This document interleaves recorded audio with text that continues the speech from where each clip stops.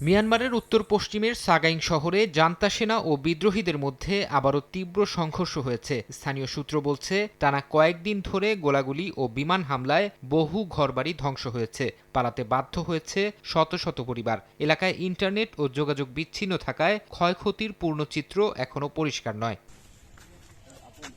পূর্বাঞ্চলীয় কেরেন্নি রাজ্যের ডেমোসো শহরের দখল নিয়ে দাবি ও পাল্টা দাবিতে তৈরি হয়েছে অনিশ্চয়তা। সশস্ত্র বিদ্রোহী গোষ্ঠী বলছে তারা শহরটির বেশিরভাগ অংশ নিয়ন্ত্রণে নিয়েছে। অন্যদিকে জান্তা দাবি করছে সরকারি বাহিনী এখনো শহরের প্রশাসনিক কেন্দ্রের নিয়ন্ত্রণ ধরে রেখেছে। এই দ্বন্দ্ব কেরেন্নি অঞ্চলের সংঘাত আরও দীর্ঘায়িত করছে।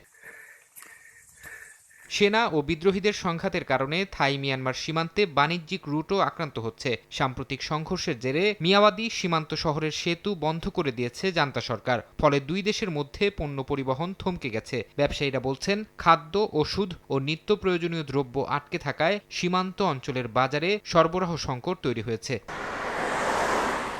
বিশ্লেষকদের মতে, আসন্ন নির্বাচনের আগে সেনা সরকার যে কোনো মূল্যে নতুন ভূখণ্ডের নিয়ন্ত্রণ নিতে চাইছে। উত্তর ও পূর্বাঞ্চলে আক্রমণ জোরদার করে তারা একটি সুবিধাজনক অবস্থান তৈরি করতে চাচ্ছে। তবে এই অভিযানে সেনাদের ব্যাপক প্রাণহানির খবর পাওয়া যাচ্ছে, যা জান্তার মনোবলকে দুর্বল করে দিচ্ছে বলে মনে করা হচ্ছে।